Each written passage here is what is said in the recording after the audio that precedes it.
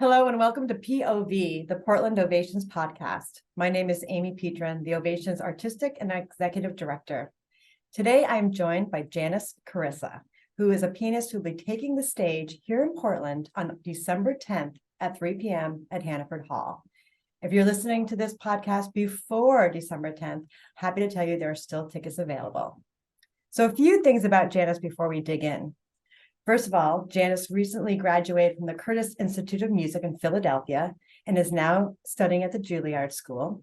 She made her debut with the Philadelphia Orchestra at the age of 16. She's performed at the Sydney Opera House, Carnegie Hall, United Nations, Kennedy Center, Millennium Park, and at major festivals around the world, including Marlborough Festival, North Shore, Ravinia, Carramore, and here in Maine at Kneisel Hall.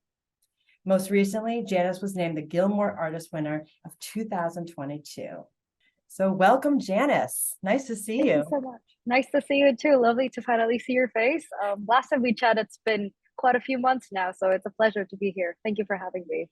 I'm really excited to hear a little bit of the backstory of Janice Carissa. So I know that you grew up in a musical home. So I imagine there was probably a piano there.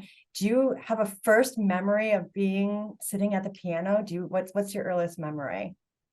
I think I remember for sure not being able to reach the pedal. We were all at some point teeny tiny, but then we're so hungry and so curious. So one of the first memories probably playing piano like this with just two fingers, and then of course naturally over time I transitioned into playing with my knuckles. My mom and we like to fool around on the piano, and growing up I watch a lot of cartoons, Disney movies, Fantasia, and of course my mom being a music teacher herself, she would kind of slowly introduce me into playing the piano, and then she would kind of tell me, oh, this is C major, this is F sharp major, this is what you do if you want to play that melody. And of course, when you start stringing them together and you realize, wait, this is what I heard on TV, and I'm actually picking the music myself. This is so cool. And that's kind of like my first memory, playing a lot of music that I hear on TV transcribed onto the piano. But of course, without a score, because this is just my mom showing me how to do it, and I just like replicate it on the spot.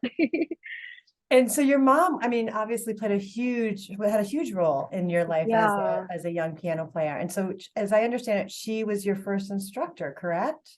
Yes, she was my first instructor as well as my only instructor all the way until Curtis Institute of Music in 2013. So I was very fortunate that I always have a friend to explore with. Even though she was my piano teacher, we've always had this friendship aspect. So rather than kind of just assigning homeworks, we kind of collaborate and try to figure things out together. And if I tell her, Mom, I want to play this music, I heard it on this movie, like, do you have the score? And she'll be like, yeah, totally, like let me like give it to you, and then you can take a look at it and tell me what you think. So And yeah, where was this all happening? this was all happening in Indonesia. So I was born and raised in Indonesia in a city called Surabaya. It's in East Java. It's the second biggest city.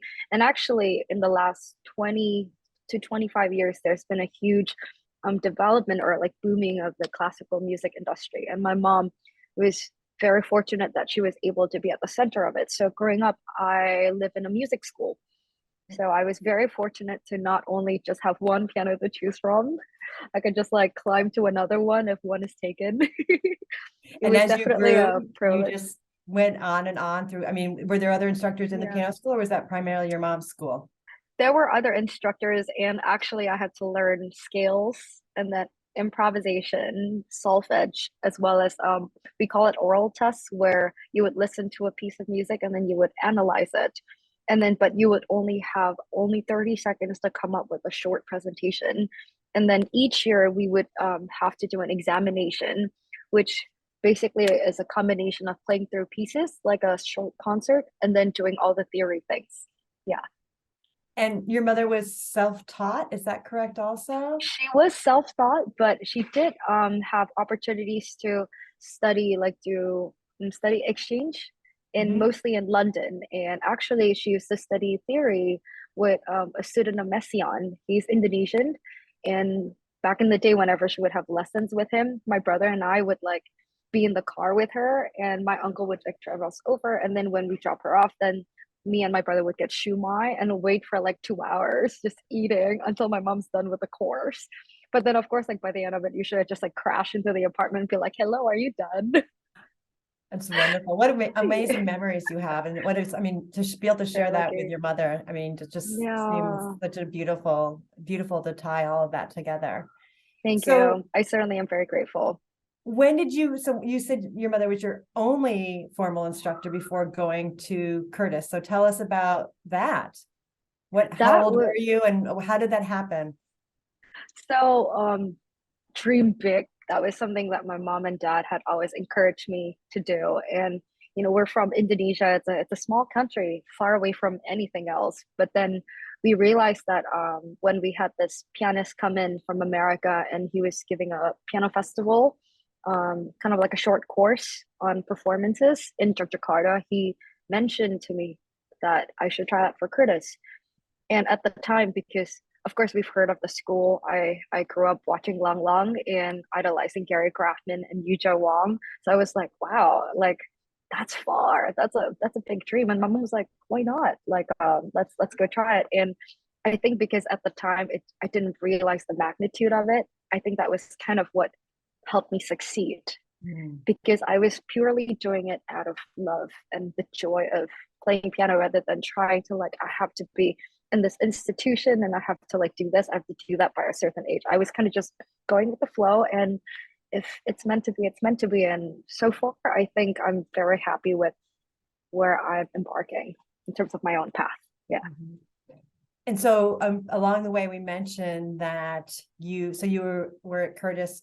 How old were you when you went I initially? was I was 15 years old, and 15. I Okay. stayed there for 9 years. It Okay. definitely became my second home. If anything, it's my home. I mean, it's your first home here in the States was to be Yeah. there at Curtis.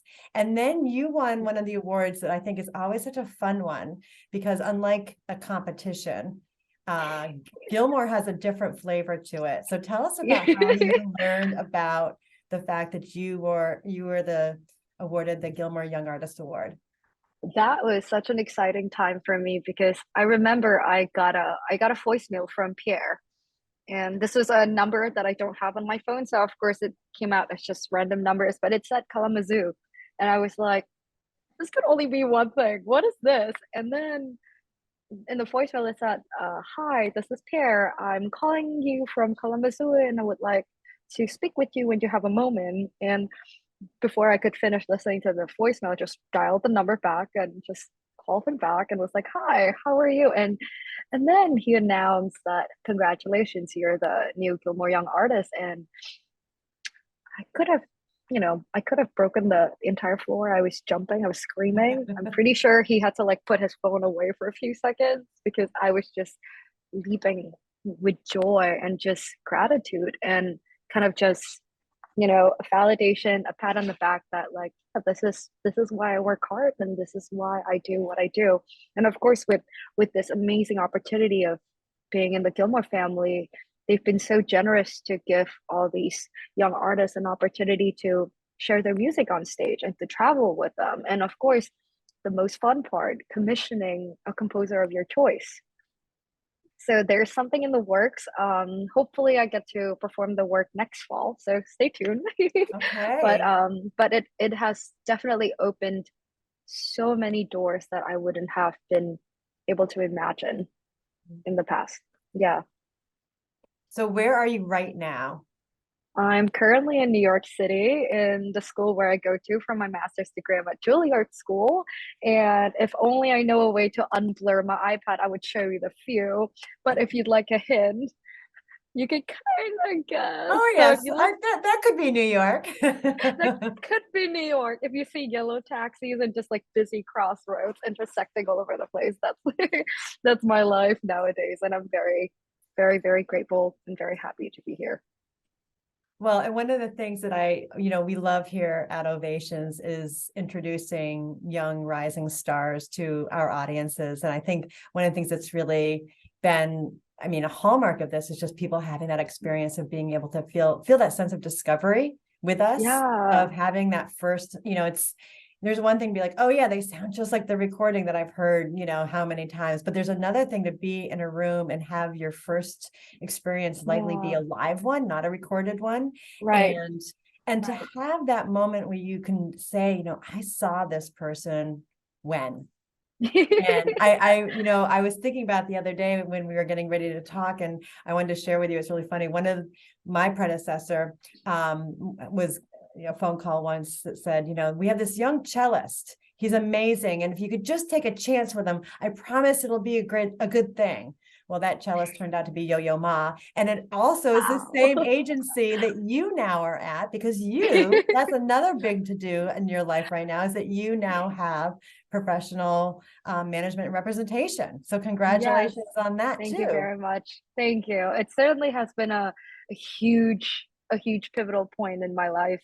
And I've just been so grateful to have so many people in my corner supporting what I do. So I'm very excited to be able to share this journey with other people too.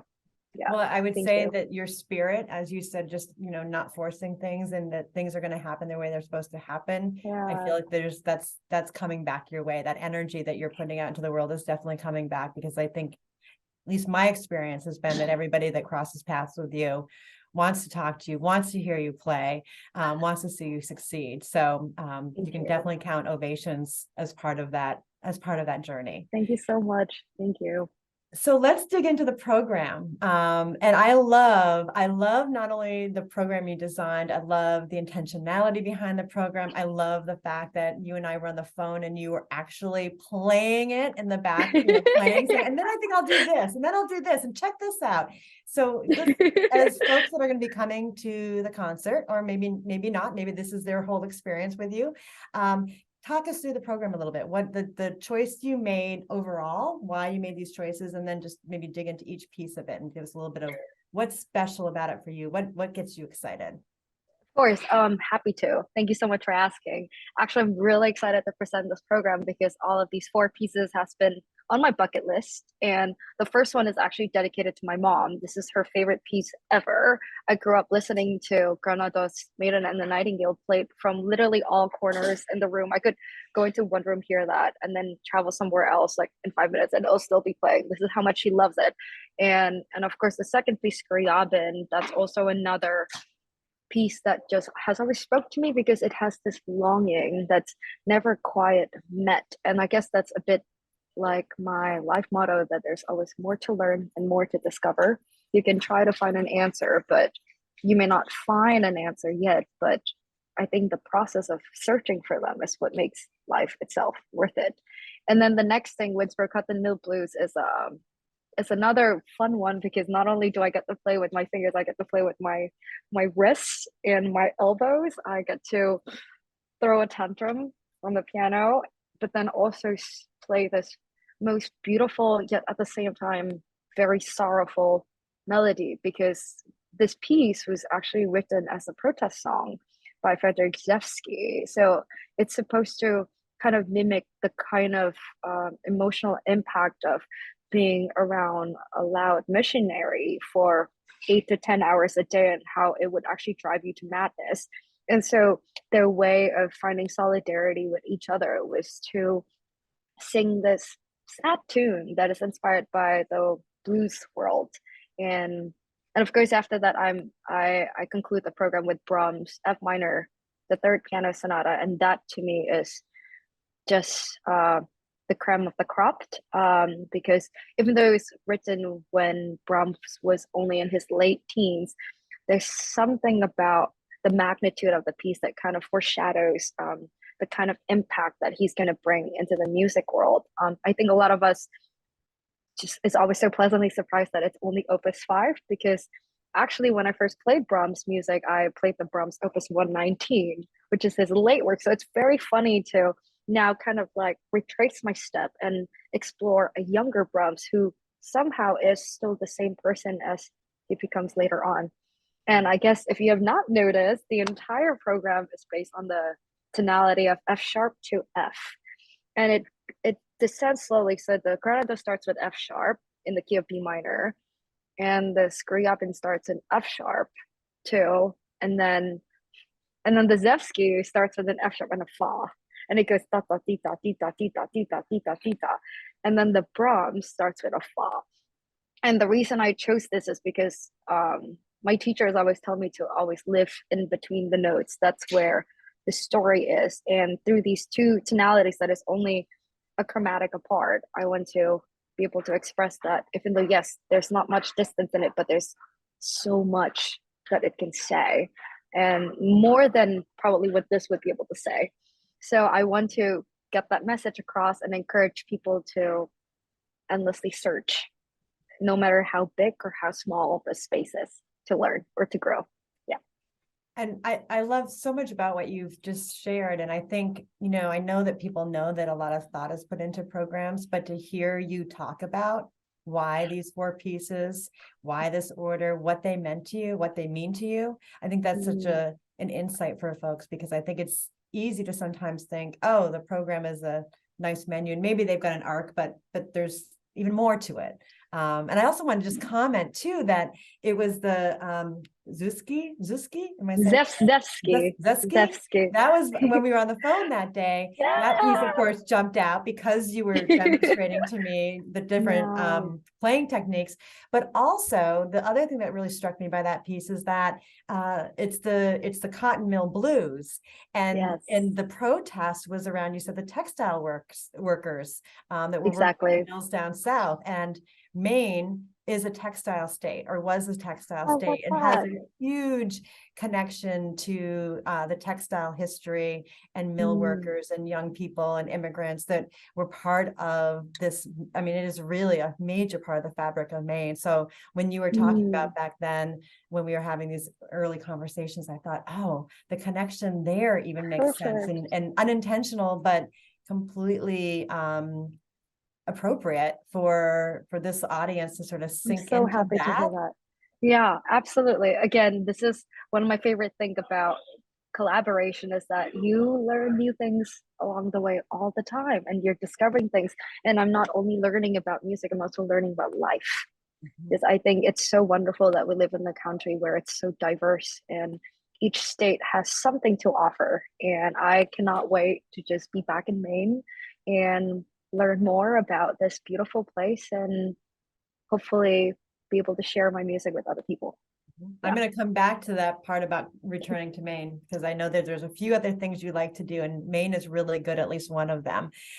Before we switch into a couple of more your other passions, how has music changed for you since the pandemic, or how has performing changed through the pandemic time? Is there something that we talked earlier in the conversation about how just the use of technology has become different. Right. What about for you in terms of playing, in terms of connecting to audiences? Have you thought about that differently, or?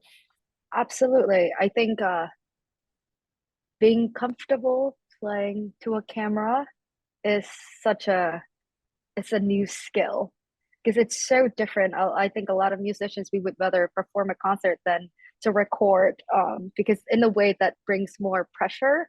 But somehow, because the pandemic, that's what we had to do every week, especially with lessons, because we still need to keep up with our teachers, and the only way to stay connected was through playing for a camera. And actually, it was really interesting for me because I studied with both Gary Graffman and Robert McDonald. And for Gary Graffman, because he was just not really accustomed to the way Zoom works, I had to record full run-throughs. So in a way, it was like recording a recital every single time I submit a recording for review, which was actually a good learning experience for me to do, because oftentimes in the practice room, it's so easy to kind of just like zoom in on everything and lose sight of the bigger picture.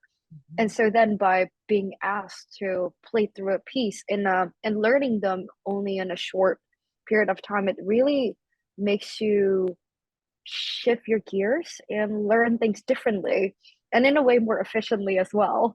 So, and of course with Mr. McDonald, I played over Zoom. That it was just, I was just so grateful to be able to still make music, because if we didn't have technology, I mean, we would just be staying home and I'd be playing music to my dog. I mean, he loves Schubert, he loves Prokofiev, but I don't think he understands anything, and he'll just bark at me no matter what. Well, and what you said too about just the love of live, I know that even during some of the more challenging times, there were moments when I would say, we're not gonna have much of an audience. And it was like, it doesn't matter. Right. We just want, the artists we just want to Right. perform. It's okay Yeah. if there's not as many people there as normally would be there. Like just to be Right. there live means more than anything. And Right. it's been, so now to be back to a place where we're, all live, except for now complementing with technology Yeah. has been fantastic. So you have two passions that I know about that beyond the Yeah. piano, that I wanted to ask you about. So one is photography. Can You you have tell quite from the the blurred background? Instagram. Thank you. I have so much fun. I have so much fun being behind camera or sometimes being in front too, but I prefer being behind camera just because I think there's a world of possibility there. I think what makes it so fun for me is actually trying to find a point of view that other people don't look from. So seeing through like a patch of grass and using putting the camera so close to it, it kind of frames the shot differently and it kind of blurs it, make it more fantastical. Or like taking photos from like a very different bird eye angle or like something that's like very low and just to see how it would actually transform a photo. And in a way, this also influenced the way I practice because it actually encourages me to explore the total 180 side of the music and kind of reversing things just to see how it will work because I think in the practice room it should be all about experimenting and having fun as well. I mean, of course we all have to polish our crafts and things like that, but really it's a place for safe experimentation. And of course when you find something that works and something that is new, that feeling is just so hard to replicate. And of course, like with photography too, like the moment you got your money shot, you're like, whoa, I can't believe I actually got the shot and made it work. Well, I love what you said about the connection to your playing, and also Yeah, it's, all of it being a sense of perspective. It seems like you're really looking at how to right. see things in different ways and with different perspectives. And it also reminds me of what you said earlier about the program too. It's like, look, or what you said about the playing and looking, and Yeah, it's what's the music in between the notes. It's like the right. photography is Yeah, almost, it sounds like it's sort of like that. It's the between space that yeah, you're exactly. seeking, which is really exciting. So the other passion that I know you have is you're a self-professed foodie, and you are coming to, without question, one of the best places to eat in Portland and then Maine in general. But didn't know if you've already done a little bit of looking ahead. Is there a particular item you're really excited to have? I will just mention our shellfish and seafood is pretty extraordinary. But is there anything you were especially looking forward to when you get here? Honestly, anything that's just like fresh and juicy and just things that I know I cannot have anywhere else, which is lobster. Mhm. And of course, like if you have any recommendations, please send them my way. I Oh, think it's so I think as a musician, one of the best part is like, of course, traveling, but kind of the experience, immersing yourself into a different culture. And one of the ways you can do that in the new places through learning about, what food they eat, and then kind of just like what are their day-to-day lives are like, what's the pace of life? Because like New York is so fast-paced. And I think in Maine, based on the last time I was there, which was it was in Blue Hill, it was so beautiful. It was one of the happiest 7 weeks of my life. That was such a respite. I felt like my oxygen tank was just full again. I could see the blue sky. There's hiking. There are blueberries you can just like pick and eat. I mean, hello, you get to stay hydrated and get your vitamin as well at the same time and get in the good feel and, good health. I mean, win-win. mhm. Well, we Yeah. promise you great food when you get here, and we promise you Thank you. a slower pace than New York and an opportunity just to sort of breathe and Yeah. to really have some opportunity to meet some folks here. So we can't wait to Thank you have so you much. on December 10th at 3 p.m. at Hannaford Hall on the USM campus. If folks want to learn more about Janice or about buying tickets to the performance, you can go to portlandovations.org. I also want to just thank, we have some really wonderful people in our community. We have Ovations members and other supporters, but especially for our piano series, and a family that has for years really been excited and supported us. I just want to say thank you to the Jerry and Susan Goldberg Fund at the Maine Community Foundation. It's because of their generosity that we are able to bring amazing artists like you, Janice. So we will Thank you see so you on much. December 10th. Again, if anybody wants more information either about the concert or to buy tickets, you can go to portlandovations.org. And this is Amy Petrin, the Executive and Artistic Director at Portland Ovations. And this is another episode of POV, our podcast series. More stories and interviews to come, portlandovations.org. Thanks, Janice. Thank you so much, Amy. Pleasure.